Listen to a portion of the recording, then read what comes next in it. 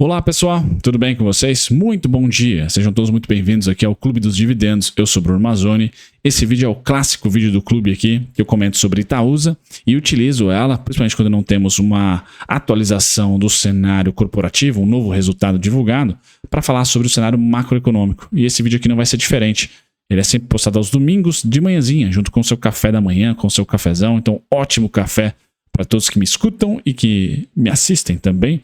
E o papo de hoje vai ser esse, macro mais Itaúsa, certo? Quais serão as pautas do vídeo de hoje, pessoal? Eu não vou falar sobre o cenário semanal econômico, vou dar aqui uma pauta rapidinho, mas vou dar foco para o payroll, que foi o mais importante, dados de emprego gerados não agrícolas nos Estados Unidos. Vamos falar sobre isso. Vamos também falar sobre um super trade macro, que pode estar por vir aí nos próximos meses, tá? Vamos comentar sobre Ibovespa, muito comentário aqui sobre Ibovespa, tá? Depois, Small Caps, Market Breadth, ainda com Ibovespa, até posso ir antes das Small Caps com o Market Breadth, tá? Mapa de calor, ou seja, quem se beneficiou mais no mês de outubro, quem se beneficiou menos, tá? Eu espero até que esteja conectado com o mês de outubro aqui, tá? E não com o mês de novembro, creio que seja no mês de outubro, tá? Quem se beneficiou mais aqui nos últimos 20 pregões, vamos assim colocar. Dólar, vamos para o cenário do dólar, vamos para o copo meio cheio aí para quem está vendedor de dólar no país.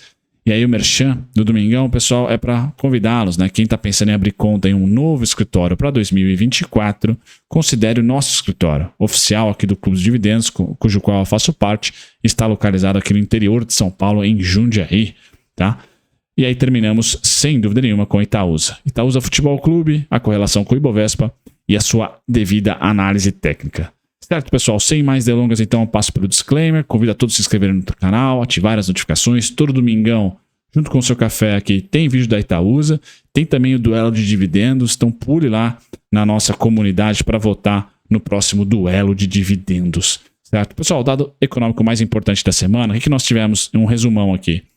Decisão de política de juros, manutenção na gringa, nos Estados Unidos, corte de 0,50 no nosso, como a comunicação um pouco mais dura e o mais legal, né? O colegiado inteiro do Copom aqui no Brasil foi unânime nos 0,50, então não vai ter ali alguém exercendo pressão para 0,75, não, vamos de 50-50. O mercado gostou dessa comunicação, não está gostando muito da pauta fiscal, da mudança da meta, se vai ser 0,25 ou 0,50, não é quando, mas quanto. Essa é a narrativa, principalmente da carta da Genial, tá falando sobre esse tema. Então a gente vai ter uma alteração, só não sabe se é 0,25 ou 0,50, mas digamos que a Faria Lima já precificou isso. E o momento e o indicador que mais trouxe apetite a risco foi esse aqui, pessoal, que foi a criação de empregos não agrícolas nos Estados Unidos, mostrando fraqueza. Eu quero tirar um pouco o zoom de payroll em payroll de março de 2021 para frente, pessoal. E a tendência, principalmente para quem gosta de gráfico, né, ela é clássica de queda. Tá? Então a economia americana via um dos grandes bastiões ali da sua pujança, que é o emprego, está cedendo, está esfriando. E esse é o momento macro global. Tá? Esse é o momento macro global. E a inflação, pessoal, também está cedendo por lá, também está cedendo por aqui. Então nós estamos na iminência de uma virada. Tá? De uma virada, você vai falar assim, poxa, de corte de juros? Nos Estados Unidos não, aqui já começou. Nos Estados Unidos ainda é alto por mais tempo. Tá? Mas a economia americana já está na parte de trabalho voltando para o pré-pandemia, para a normalidade do pré-pandemia. Então, muito provavelmente, pessoal, mais um ou dois payrolls ruins, o Fed pode iniciar a seu corte de juros ou a comunicação do corte de juros. E aí o mercado precificou exatamente isso, essa fraqueza na economia americana hoje, com a inflação seguindo para a meta, pode sinalizar um pouso suave. Ou seja, uma recessão técnica ali de 1 ou 2 trimestres, mas depois a gente vai conseguir voltar a crescer, a economia americana no caso, porque o Fed vai começar a cortar juros, facilitar aí as condições financeiras e teremos ali um mundo mais doce. Pessoal, não vamos tirar o elefante branco da sala, vamos deixar ele aqui. Qual a diferença entre 2019, tá, e 2023? Nos Estados Unidos, principalmente. 2019, pessoal, taxa zero, muito próxima de zero. Aqui 5%, 5,5%. Agora fechou um pouco a curva, né? Então dependendo do título, você vai conseguir um pouquinho menos, 4,5%, 4,25%. Tá? Mas há esse juro aqui. a esse jurão. E esse jurão traz para a gente não só uma ausência de fluxo para ações, como foi nos últimos 3 meses, muita alocação ali em renda fixa americana, tirando o fluxo de emergentes, tirando o fluxo do próprio S&P, mas também nos traz agora, principalmente para quem acompanhou curva de juros, um dos trades, uma das assimetrias, das maiores assimetrias de curto prazo que nós vivemos, que nós estamos vendo, e uma assimetria que faz pelo menos uns 10 anos que não acontece, que é justamente essa da tela aqui, pessoal. Eu peguei o TLT, mas poderia pegar ali um bond americano, um senior note de 20 anos, de 10 anos, de 30 anos. O título do Tesouro Americano poderia ser o gráfico em candles, e em verde o juro, a rentabilidade, que a Faria Lima deles, o Wall Street, precifica. A curva de juros deles, juros DI deles. O Fed Funds está estável. Faz tempo, entre o intervalo de 5, 5,5. Agora, a curva de juros americana, pessoal, continuou abrindo. Seja pelo fiscal deles, tá? Seja pelos trades de outros países aí vendendo títulos para pegar o dólar e injetar na sua economia local, já que o dólar ganhou muita força nos últimos 3 meses. Tivemos vários movimentos técnicos que forçaram, e estão forçando, porque a tendência ainda é de alta, a curva de juros americana ir para cima. E curva para cima, juros para cima, valor de face, bonds para baixo. Pois bem, um payroll nessa magnitude, pessoal, sinalizou um início de fraqueza maior de atividade econômica nos Estados Unidos. Então a gente pode estar no início, e o volumão no TLT aqui, no ETF TLT, foi o maior pós-pandemia. Tá? Foi o maior pós-pandemia. Olha o tamanho desse volume aqui em um fundo. Tá? Em um fundo e um suporte de análise técnica, vamos assim dizer. Então, essa boca de jacaré pode ser fechada, pessoal. Yields ceder e bonds se apreciar. Tá? Esse é o trade, na minha opinião, ou investimento, alocação tática, na minha opinião, com maior assimetria. Tanto no TLT, se você gosta de ETF, para você ganhar no valor financeiro, comprar a X e vender a X mais 10, por exemplo, eu tenho o primeiro alvo em 99,16, ou você investir em um título do Tesouro Americano, fazer o carrego enquanto o Fed segura esses juros a 5,5, nesse intervalo aí de 5 a 5,5, né? E quando o Fed começar a cortar esses juros, você carregou esse título, ganhando ali os cupons, porque o ETF não tem cupom, não paga cupom, você ganha os cupons e depois vende a mercado porque tem liquidez. Então você ganha os dividendozinhos ali, os cupons, e ainda vai ganhar um valor, vai ganhar capital em cima ali, vai ter ganho de capital, pelo simples fato de que você está acreditando que o Fed não vai mais subir os juros. Ele vai daqui para o corte e não daqui para a retomada de alta. Então quem está com esse cenário, pessoal, essa boca de jacaré gigante aqui, ela tende a fechar e tende a ser muito, mas muito lucrativa. Tá? Muito, mas muito lucrativa mesmo. E a melhor maneira que eu vejo de você operacionalizar é via título do Tesouro Americano, né? Dólar mais 4 alguma coisinha. Aí quando o Fed cortar juros, você vende esse título. Você compra um título de 20 anos, não precisa segurar por 20 anos. Vai segurar por no máximo 2 anos. Tá? Ou você vai para o ETF, que aí tem um pouco mais de volatilidade, não tem os cupons, mas tem ganho de capital e liquidez também diária excepcional. Certo, pessoal? Passada dessa parte americana, a gente vem para o Brasil. E aí espero ter gerado valor para vocês que o Ibovespa segurou na nossa região. Aqui é o gráfico Ibovespa à vista. Então nós chegamos na mínima da região bacana para se acreditar que o Ibovespa ainda esse ano vai para 125.360, ou no mais tardar ali o fim do rally natalino, geralmente está ali próximo do carnaval, final de janeiro, fevereiro ali. A gente tem, geralmente, março, mês chato de realização. Então, a gente tem até março aqui uma sazonalidade interessante para o Ibovespa, mais para cima do que para baixo. E nós paramos, né? Rompemos o 113.704, mas paramos no 111.705. Tá? Então, a gente conseguiu, via análise técnica, tá? Pendurar algumas ordens nessa região, para quem tem a carteira, né? Especificamente ali entre 10% e 8%. Vou mostrar isso na Itaúsa já já. Valeu a pena, nesse momento, ter ficado de fora em junho, julho e parte de agosto? Para mim valeu, pessoal. Quanto que valeu? Eu vou mostrar na Itaúsa. A Itaúsa, se não me engano, foi 8%.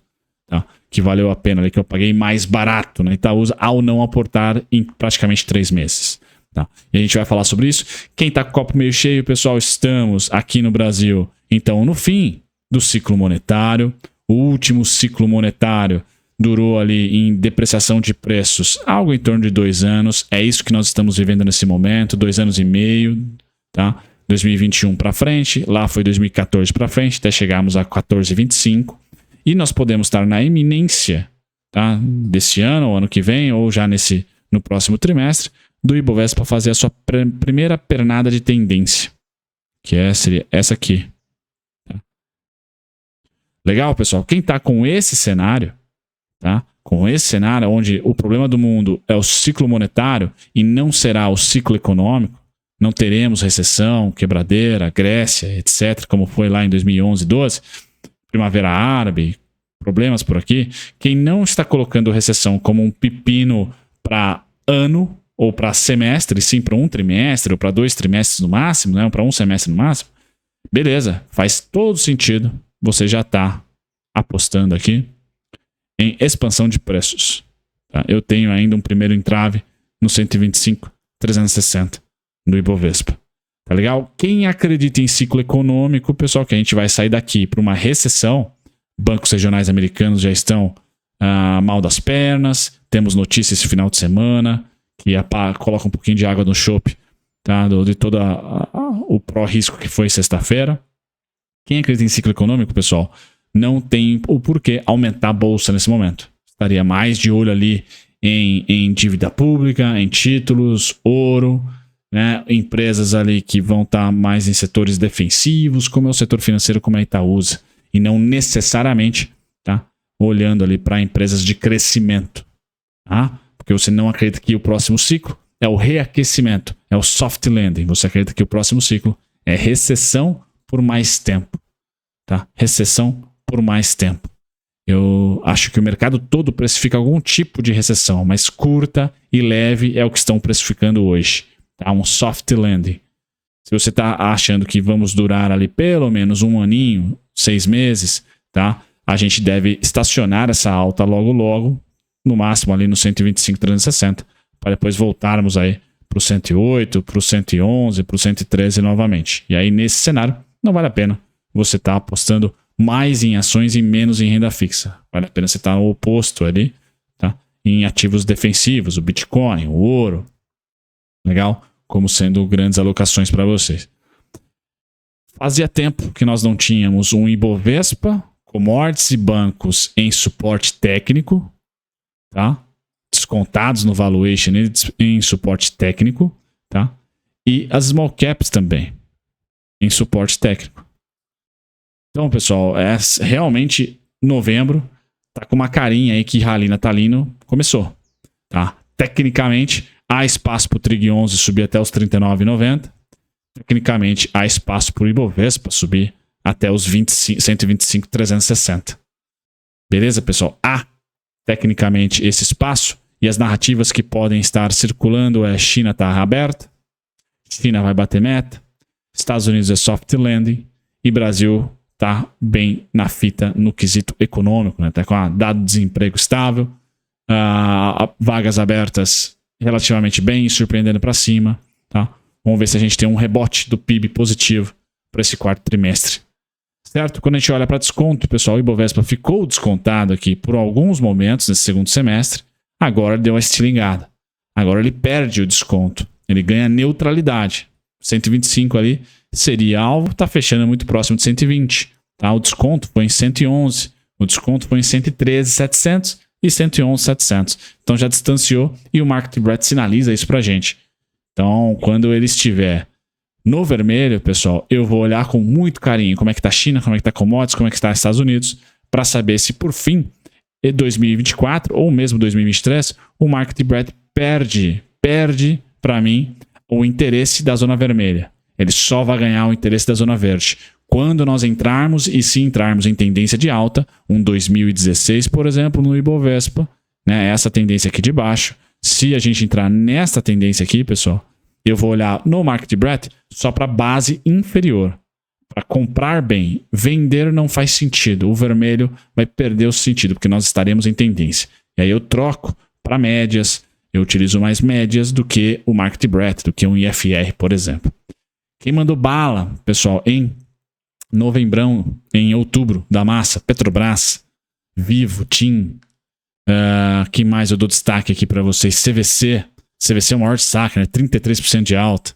Banco do Brasil 7,5%, Bradesco 5%, 6%, né? Preferencial ordinária, Itaú 4,5%, Itaúsa 3%, B3 5%, Eletrobras 4%, Equatorial 4%.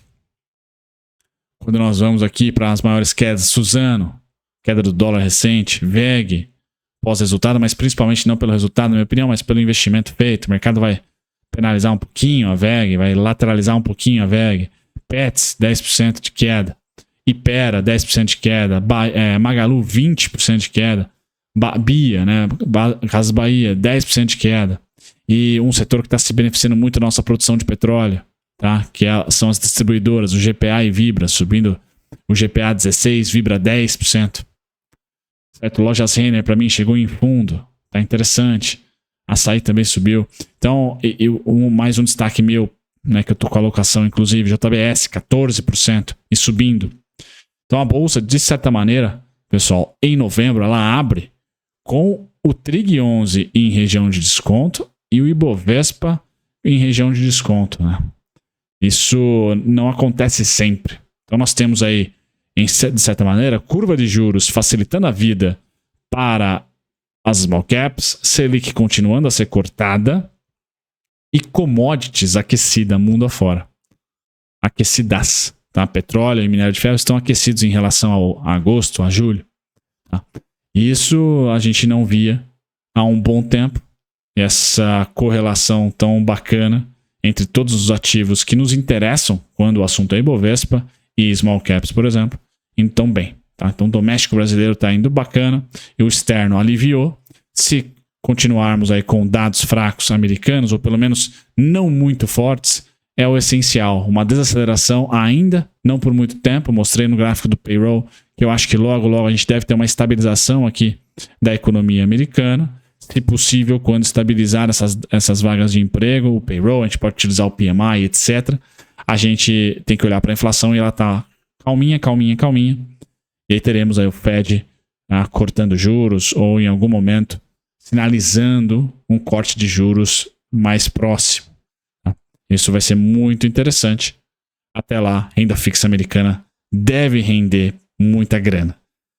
Dólar, pessoal, o dólar também rimando, né, com o mesmo cenário de 2016 e 2017. Então a gente abre novembro com o dólar ali com o mesmo cenário de praticamente 2018. Então só tomem cuidado com o dólar aqui. Pessoal, caso os Estados Unidos seja preponderante e a Europa, que é o mais perigoso nesse momento, comece a ter algum tipo de quebradeira, estilo Grécia, Espanha, Portugal de 2010 e 2011, estilo Grécia principalmente, o dólar se fortalece no mundo, DXY no caso, e a gente vai estar cortando juros. Então esse cara pode facilmente, independente das commodities, ter aqui uma certa alta forte, como foi em 2019, aqui no Brasil, 2018 e 2019. Então nesse momento eu não vejo o dólar ganhando essa força, pessoal, principalmente porque temos algo transformacional na nossa balança comercial. Então o Brasil teve um superávit gigantesco em outubro, está tendo superávites consecutivos, muito guiado por gás, petróleo e soja. Mas no segundo semestre, gás e petróleo. Então gás natural e petróleo, pessoal, o Brasil indo muito bem, obrigado. Essa balança comercial positiva do jeito que está, pessoal, aqui nós só temos os outubros, né, de 2011 para cá. Então é um recorde muito, mas muito acima, tá, do outubro do ano passado, por exemplo, do ano retrasado, de 2020, enfim, de toda a série histórica que está aí no gráfico para vocês, 2011 para cá.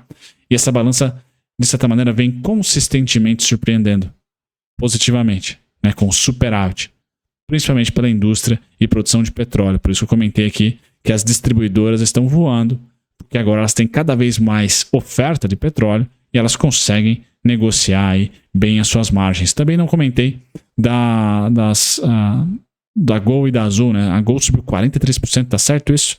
Voando, né? Embraer também voando com 9%. enfim, foi um mês que o fechamento alegrou bastante, tá? O Ibovespa. Bacana, pessoal. Então isso aqui é uma bigorna para o nosso dólar. Então essa entrada de bilhões e bilhões de dólares no país via comercialização, via balança comercial, ajuda a dar uma patada nesse dólar, a segurar o dólar, mesmo com a gente cortando juros e o Fed por lá mantendo juros. Dados fracos americanos ajudam o nosso dólar a ficar cada vez mais fraco e o real mais forte. Isso facilita muito a nossa inflação, sem dúvida nenhuma. Pessoal, quem está considerando aí mudar de assessor ou ganhar um novo assessor, ter uma assessoria diferente, tá? Ou simplesmente por afinidade ao canal aqui, resolver abrir conta com a gente, link na descrição. Esse é o merchan do vídeo de hoje. A gente vai finalizar dizendo, pessoal, lembra daquele gráfico do Ibovespa? Onde eu comentei no começo desse vídeo aqui, está você acreditando em ciclo econômico? Que vamos ter uma recessão? Tá? Está você pessimista? Não tem problema. Tá? Aconteceu, rimou, é uma rima bem digna de você fazer aqui pós-crise sistêmica 2008, pós-crise sistêmica 2020.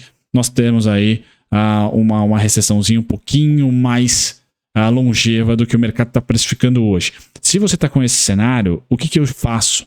Né? Quais ativos eu aloco mais em renda variável? A Itaúsa é um deles. Por quê? Porque bateu o Ibovespa, pessoal, naquele cenário de 2011 a 2016. A Itaúsa foi para cima e o Ibovespa veio para baixo. Então, esse cenário aqui é o mesmo para Porto Seguro, por exemplo, da minha carteira. Tá? É o mesmo para Engie, da minha carteira. Então, eu gosto bastante de ações que performaram bem contra o Ibovespa naquele período, pessoal, onde nós tínhamos sim commodities aquecidas, 2010 até 2014 principalmente, tá? Mas já não tinha grandes crescimentos de PIB, tanto da China como do globo. Uma desaceleração generalizada. Tá? Então, quem performou bem naquele período leva mais o meu dinheiro em 2024, caso tenhamos uma recessão, caso tenhamos uma desaceleração mais abrupta da economia, seja na Europa, seja nos Estados Unidos, ou seja aqui no Brasil. Bacana? Então, a Itaúsa, pessoal, independentemente do Ibovespa, que em 2024 pode ceder numa recessão ou pode voar num reaquecimento global, a Itaúsa, para mim, ela não vai voar, né, mas ela vai andar para cima. Aquele jeitinho dela, mas ela anda. Tá? Assim como o Ibovespa foi 2017 para frente, a Itaúsa igual, tá? Extremamente igual. Beleza? Então, a simetria da Itaúsa, para mim, pessoal, é positiva. Independente se tivermos uma recessão ou se a gente, de repente, tem uma bonança, um reaquecimento aí em uma década positiva para os emergentes. E agora eu vou namorar um pouquinho os nossos pontos, porque, pessoal, eu comprei exatamente a 8,63. Tá? Exatamente, pontinho nosso aqui, certo? E em novembro, infelizmente, ela teve uma alta forte, já saiu da nossa região de desconto, que é da reforma da Previdência. Caso volte aqui, o aporte ele vai ser mais gordinho, tá? 8,63 mantém. Tá? Agora temos o 8,27, o 8,16 também, tá? Para o mês de novembro. E preço teto, pessoal. Onde que eu diminuo os meus aportes na Itaúsa? 9,39, 9,45. Aonde que eu realizo a Itaúsa, pessoal, está cada vez com mais cara, que vai ser no 10,20. Tá? Que é esse fluxo de alta bonitão aqui, projetado. A Itaúsa eu vou rodar um pouquinho ela na expectativa do quê? Bate nos 10,20 e volta para a região cinza. Tá? Região cinza, que tem aí a área mais cara, sendo 8,98. Tá? 8,98. Beleza? Então 10,21, tá com toda a cara. 11,9. Também tá bem bonitão aqui para eu fazer esse rebalanceamento. Tá? 10,21 bem pouquinho. 11,9 aí um pouquinho mais, com certeza. Quando a gente desce para o gráfico semanal, eu tenho mais pontos. Tá? E aí a gente vai ganhar o 10,58, o 11,33. Então, realmente, o 10,21, vou olhar com muito carinho como é que vai estar o mercado ali. Devo realizar um pouquinho de Itaúsa, pessoal. 8,56, acabei não falando. 8,56, 8,16 e 8,27 são os próximos pontos técnicos. Região cinza de desconto, onde eu tento comprar a minha 100% do que eu tenho capacidade, ou tento aumentar, sempre deixando ordens cadastradas nos pontos específicos, pessoal. Então não é uma recomendação, é só pele em jogo aqui. Preço teto, onde eu diminuo a Itaúsa esse ano, pessoal, ou seja lá quando ela tocar, 9,39, 9,45. Nada mais e nada menos. Aqui estão as regiões onde o Brunão sai um pouquinho dessa reserva de valor, também conhecida como Itaúsa. Certo, pessoal? Um grande abraço. Até o próximo vídeo. Um ótimo domingo a todos. Se você ficou até o final, considere deixar um comentário. Brunão, fiquei até o final. Tchau, tchau.